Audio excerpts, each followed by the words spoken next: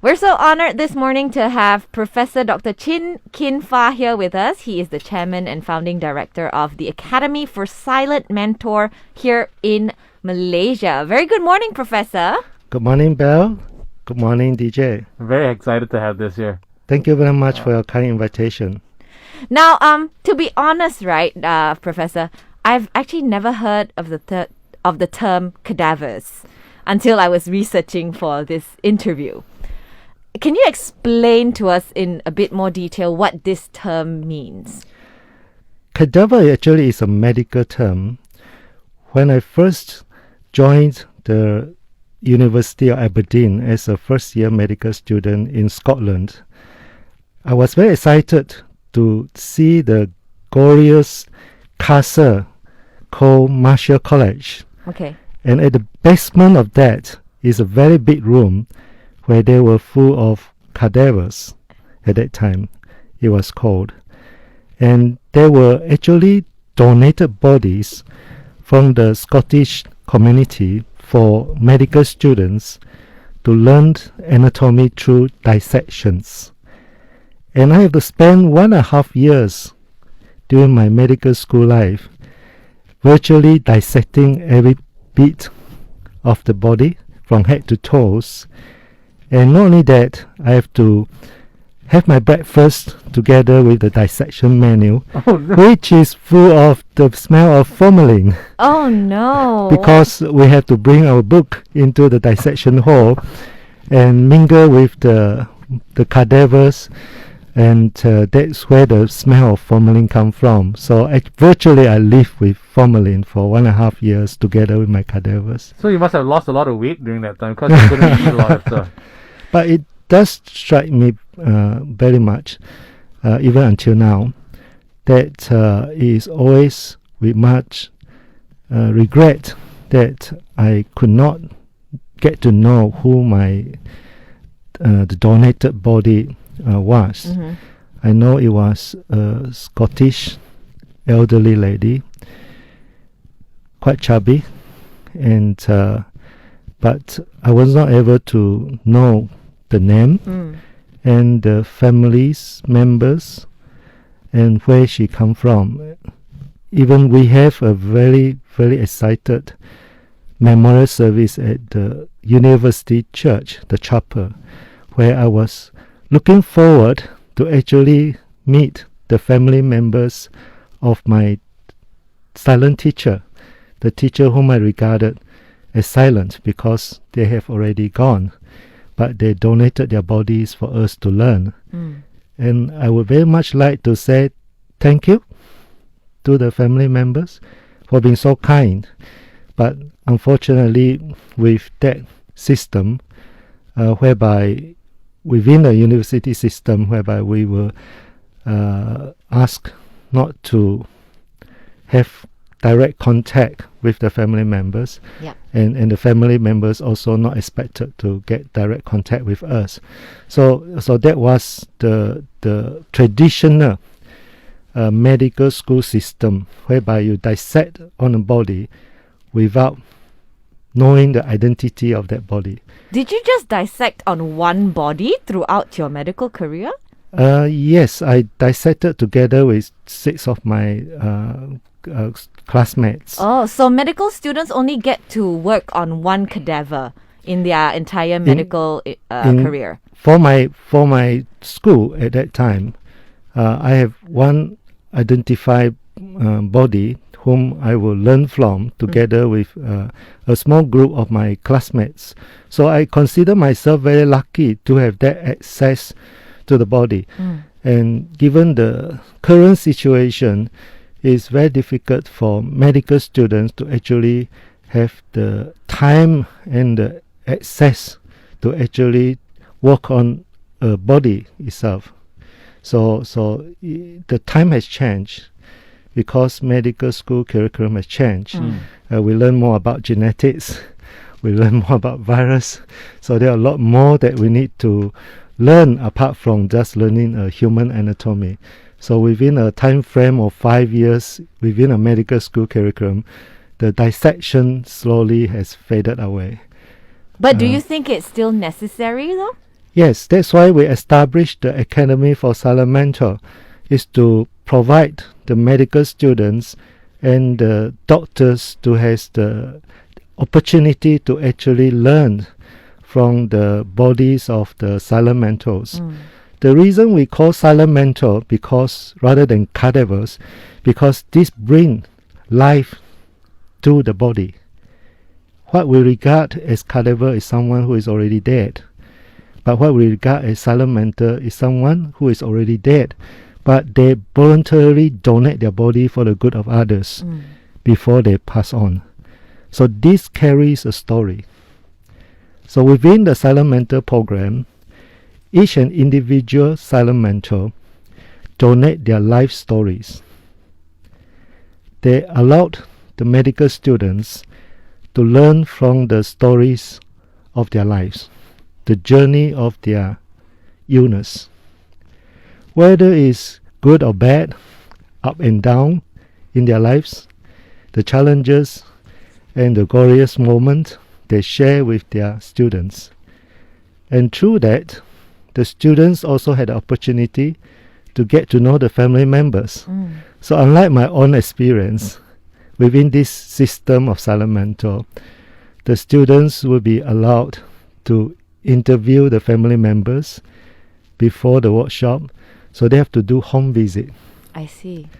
They have to visit the home of the silent mentor to learn from the family members who the mentor was, and the daily lifestyle, where he lives or she lives, and what kind of work he or she doing, and what circumstances actually brought to the end of her journey in this earth. So that is different in that sense. Now, when it comes to silent mentors, specifically when it comes to, in this case for medical research, do they have to be ill?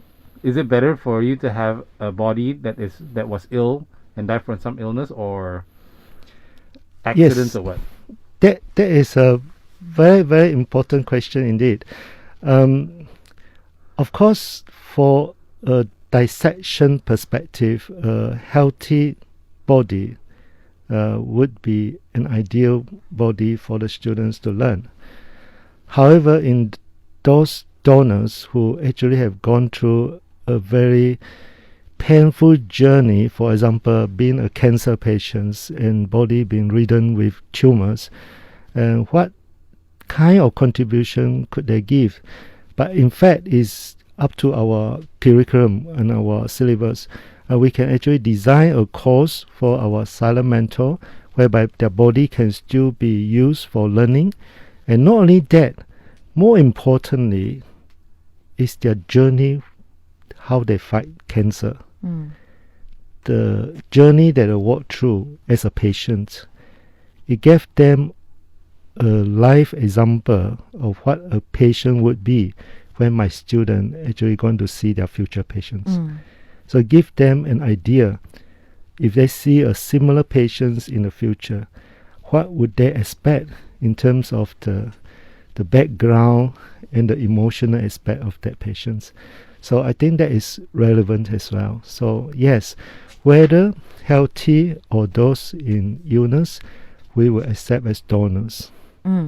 Now, Professor, I read that when you first came back to Malaysia from the UK, you actually found that our medical students here were not as well versed in keyhole surgery, and then you started this cadaver sort of donation from unclaimed bodies. Like, how challenging was it at that time to get a cadaver? Yes, when I or first, a silent mentor, we'll call them correct, that. Yeah. Yes, when I first returned from UK as a consultant surgeon and joined University Malaya as a professor, I was asked to develop a program to train surgeons for minimally invasive surgery. At that time, Malaysia is still growing in that field, and so surrounding countries. So we thought that we would like to develop a model of training, and being a very highly technical field, to train surgeons would become very difficult. To train surgeons on live patients is also unethical because you cannot allow your patients to be operated with someone who have no skill, and that you have to correct the mistake they have made. For example, bleeding. No. Then you have to stop the bleeding for them, Yeah. and that put the patient risk at the life at risk. Yeah. So that is not an ideal model. And we look at animal models, but animal models are also not really that realistic. And besides, there is also ethical issues. So in the end, I was looking at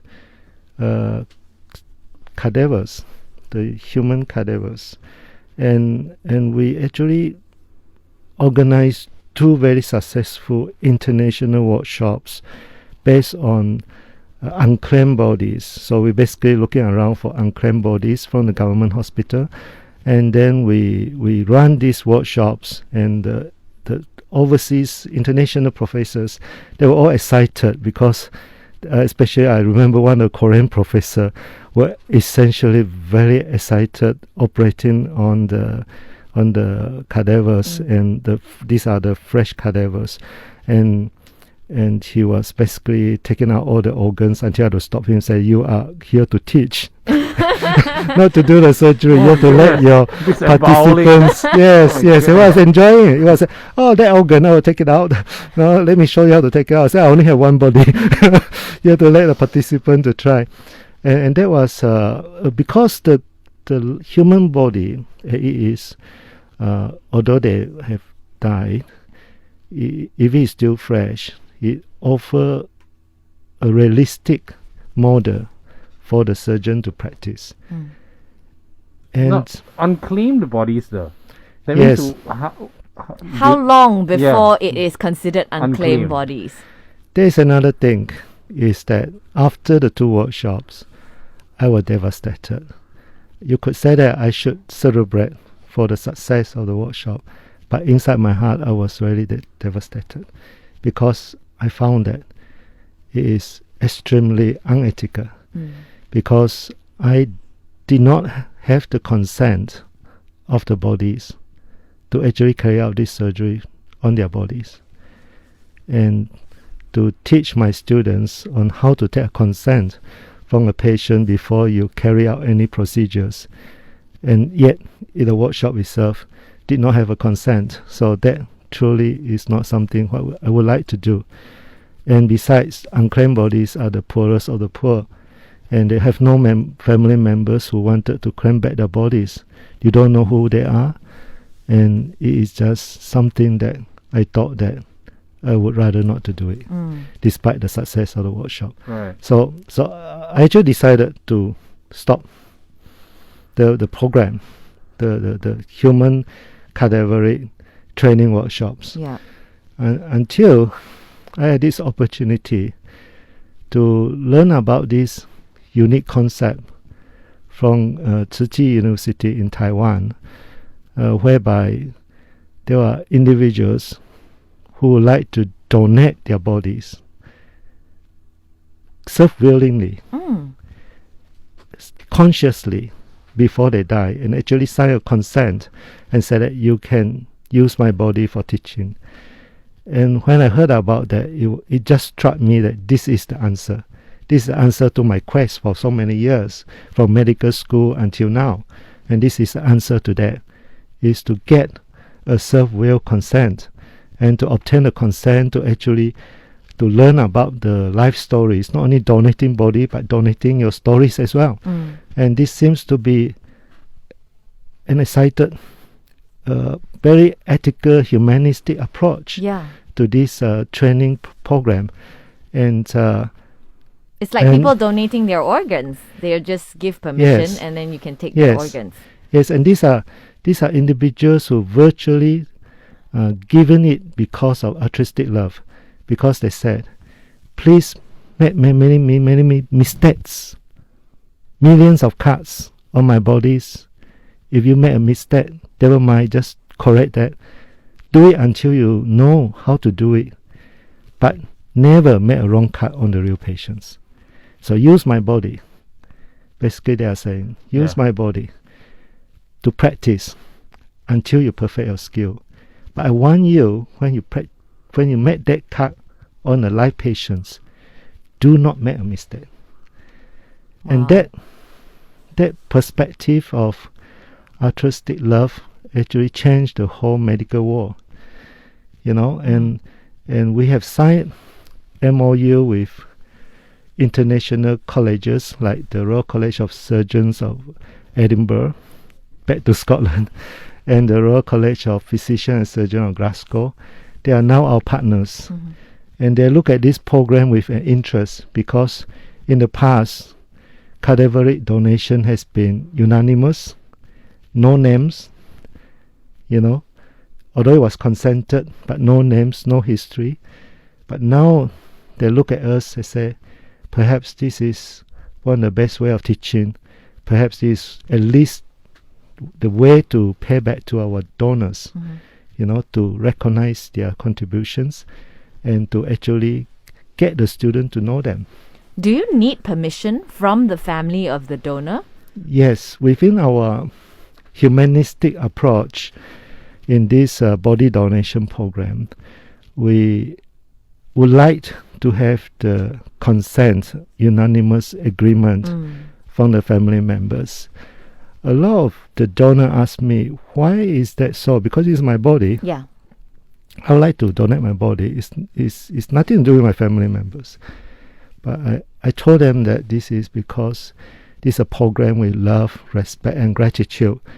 And the most important thing in this program is a soft skill component, whereby we train our doctors, medical students, how to have empathy, how to actually understand the position of the patients and to put in their own shoes and let the patient understand that they actually understand their position as well. So this empathy training is very important. Yeah, it is, I think, because Yes. medical students, they not only have to do surgery, Yes. they have to talk to families, they have to Correct. talk to patients. Correct. Yeah. So by the family members agreeing to the program, the students are actually able to visit them and communicate with them and share with them the story of the silent mentor, why they actually donate and what are the expectations from the students. And all this is a very important part of our humanistic program. So in that sense, we encourage the family members to join, to give consent and agreement. And that also very important because for the donor, the preacher, before they pass on, they actually have the opportunity to discuss with the family members what to do with my body and why do you want to do that and what is my expectation, why do I want to do that, please support me, this is my last wish, would you support me? And that kind of it itself is a counseling already. So it actually helps the family member to overcome the final moment as well, that their loved one already have passed on, but they actually leave a legacy, a wish, a great wish that they would like to do good for others by donating their bodies, and in that they're supporting that, and the whole family come together, and actually it changed the whole dynamics for the final moment. I think it's of important for life. the family to know that even though they're gone, they are still contributing to The society. society, yes. Right? Yes, I have a silent mentor who had gastric cancer, who has spread already, and came to me and asked me to take out the stomach. And I told him that this is already a very late stage, and if I operate on you, you will die on table. And he said, I don't mind. I'd rather die on your knife than just die doing nothing. And I was very curious, so I said, but why? Why do you want me to do that? He said, I just don't want my stomach to be in my body. Then I told him that I have a program that I can take out your stomach from your body, but after you pass. Yes, not to treat you, but to teach other surgeons how to do it after you pass away. What do you think about that program? And he looked at me, and I showed him some videos about what we do after the program as well. the sending off ceremony, etc. And he immediately looked at me and said, I want to sign this program now. And the son was at the bedside, and he just pointed to the son, you have to support me. Right. And then I said, no, this one have to discuss with the family members. Would you get all your family members tomorrow together, and then we counsel them, and then if they all agree and you agree, then we sign. And then we will give you the pledge card. And indeed, he did that.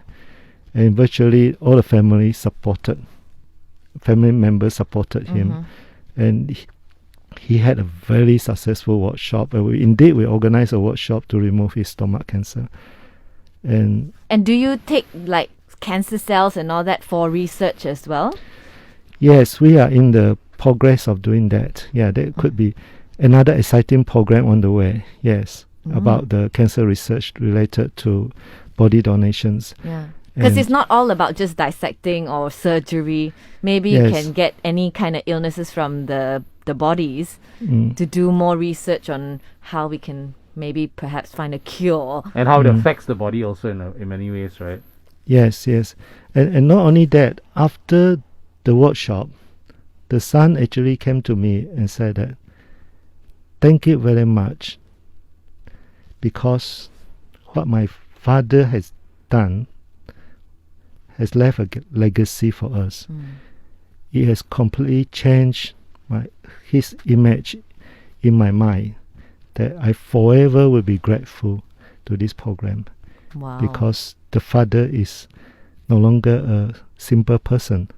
He left a legacy in their mind. He is a silent teacher. Yes. Yeah. Yes, correct. Yeah. Now what is the proper way to donate our bodies for medical research as a silent mentor? Yes. First, you go to our website, www.isilentmentor.com. You have to download our consent form. And on the consent form, you have to discuss with the family members. You have to obtain the consent of 2 trustees, preferably from the immediate family members. For those who are single, who doesn't have close family members, someone who is close to them, virtually the trustees are the one who inform us when he or she pass away as a silent mentor. So whoever that is close in their life to them, and that will be the trustees. And of course, witnessed by a witness. A witness can be a friend, could be someone who just have to witness that the conversation did occur, that there is a consent being taken. So after you have signed the consent form, and initial on every page that you read the details of that consent, and then you photocopy your IC and then send that to our center, or you can hand deliver, or we can collect if you would like us to make arrangement with us. Then after processing that, we will deliver a pledge card to the family members and to the silent mentor. So this is my pledge card. Yeah. So it virtually said that if I die, please call this number. Right. Yeah. Okay. And this is very important. I carry all the time with me. So in case I'm suddenly had a heart attack and been sent to hospitals, and in the intensive care unit or CCU, and the nurse will pick this out or say, oh, should this patient die, we should call this number. At least at this moment, we cannot find anyone because unidentified, but they can identify me with my card and call the number. Yes. Okay. Yeah. So, but what happens to the cadavers after the medical team is done with their research? Do they get a proper burial? Is it kept? Yes. Is it kept in the...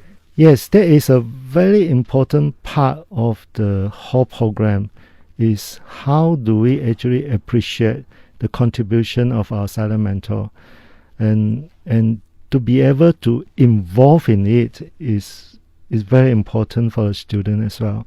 So essentially, the whole program involves the students having the home visits, collecting the stories of their silent mentors, preparing presentations and the write-up of their silent mentors. And then the night before the workshops, which usually runs for 4 days, for those who are fresh body silent mentors, they will then have a dinner together with family members the night before the workshop, and then followed by an initiation ceremony, which is based on their own religious belief. So if they are Buddhist, we have a Buddhist way of initiation ceremony, or a Christian way, or Hindu way. So it depends on the religion of silent mentors. We have that arranged the night before the workshop. And then during the workshop, the student will be involved in taking care of the bodies.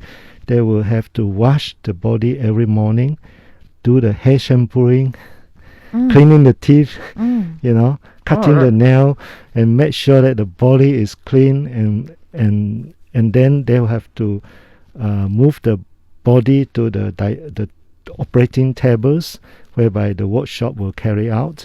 And in the evening, they will come back and they will learn from the silent mentor body the procedures that might save lives. And during that night, they will also do a final cleaning and cross out all the wounds before we return our silent mentor to a call room. And the same thing happened again the next day. This carried on for 4 days. And towards the end of the 4th day, we have a final coffining, whereby we actually dress up our silent mentors in a dignified way, and we clean the body and we suture all the wounds so that they were all in a good, presentable way, and then the students will then and us will then do the ritual of coffining, whereby we it is quite amazing. It's just like the what do you call it? A normal wake, is it? Just like the royal guides, whereby we students will lift up the body of our silent mentors dressed in white what do you call that, the dress, and we will then slowly put the body onto the coffin, and then we'll do the final coffining. So that will be the final night of the workshop. And the following day we have a gratitude ceremony, and these occasions the students will then present what they learned from the silent mentor to the public, and we also have a video show of what actually happened during the workshops. We are transparent. We will demonstrate to the public what we have done on our silent mentors, and all the videos will be very transparent of the whole process. And of course, remember the sensitivity of certain parts that we will not, body parts that we will not demonstrate. But in the do body. families want to watch this video? Oh, I'm thinking in my part, if I'm a family member, I don't think I want to watch the video though. Oh no, it's not about the video about the body parts.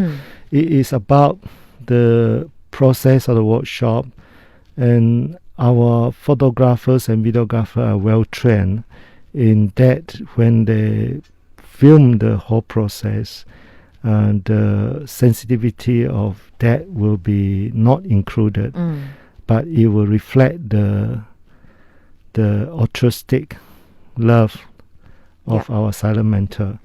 If you watch those videos, it will really move you in tears, because this is what the silent mentors want. They want to donate their body for the students to learn.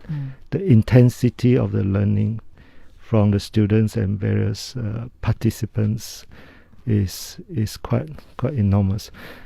And then after that, do you bury the body? Then after the gratitude ceremony, whereby the students will also, based on what they learned from the home visit, they will do a performance to appreciate the family members. And then after that, exchanging the thank you cards and the gifts and the appreciation of that.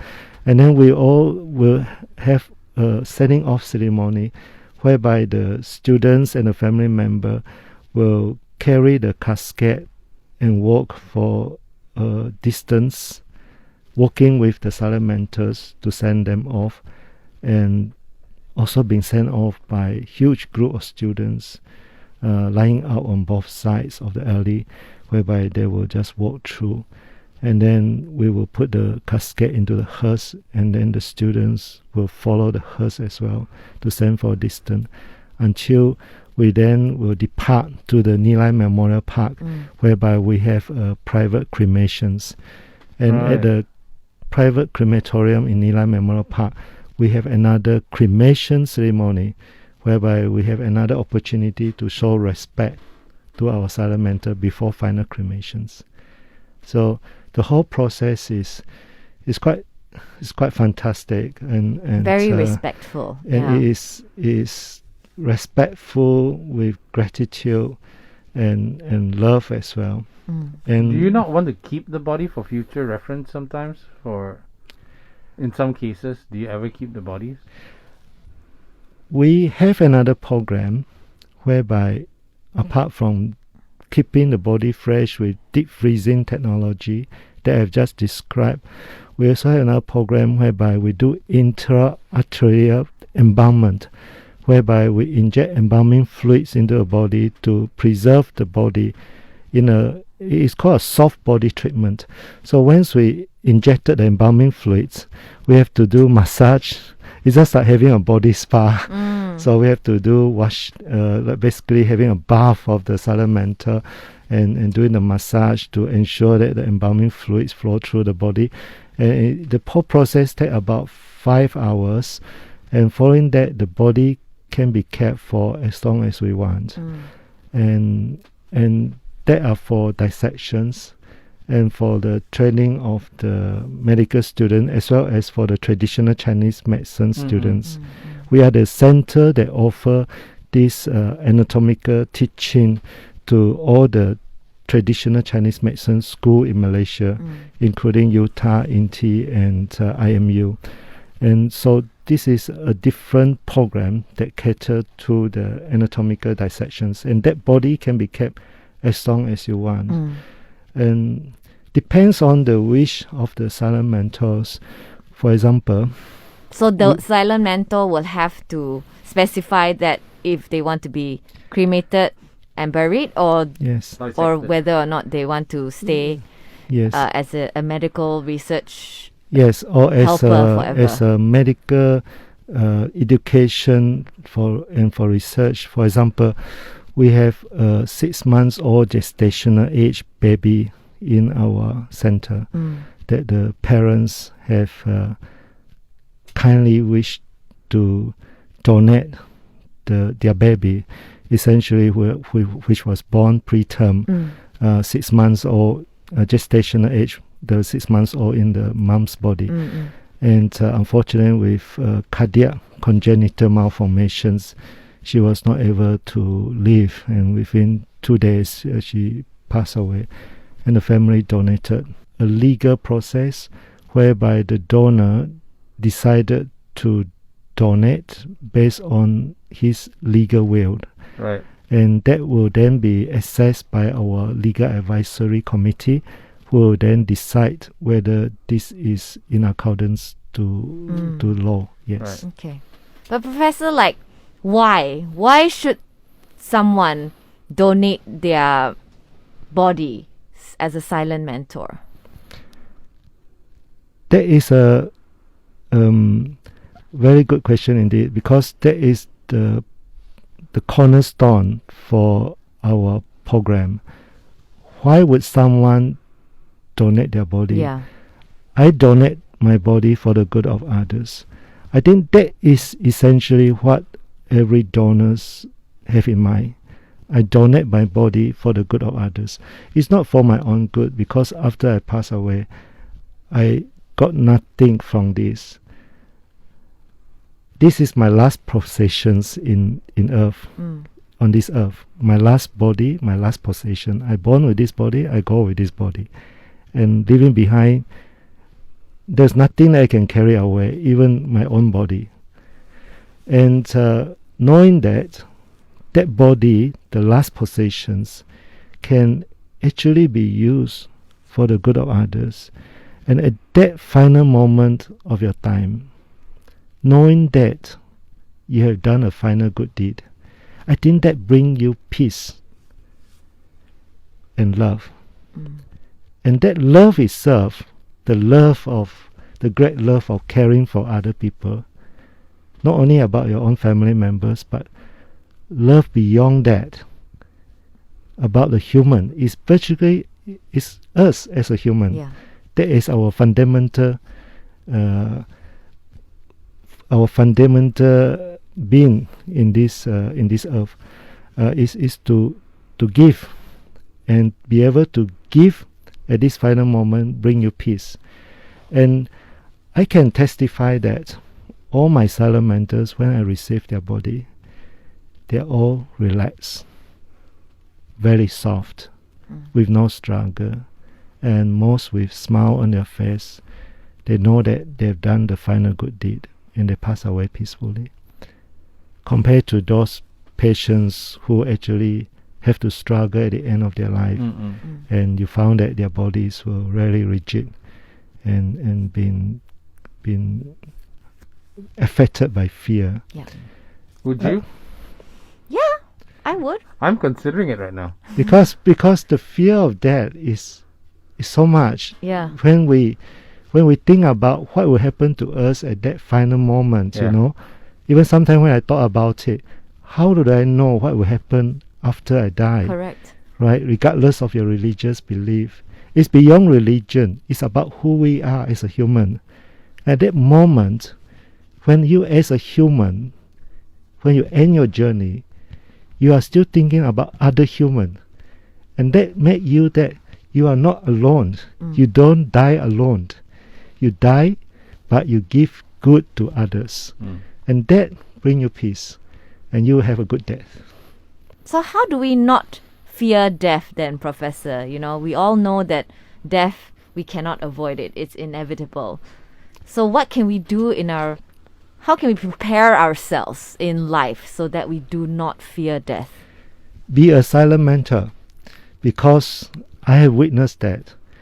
For example, one of my silent mentor, who is a young lady who has terminal illness, and towards the end of her life, during that journey, the cancer journey, you thought that she will be struggling with pain, she will want treatments, and she will be unhappy. But on the contrary, this silent mentor, a young lady, did not even have any single medication for pain. Despite the whole abdomen is full of tumors, you can effectively see the tumor growing out from the body, from the abdomen, but she has no pain. And even I thought that she tried to make me feel good by saying that she had no pain.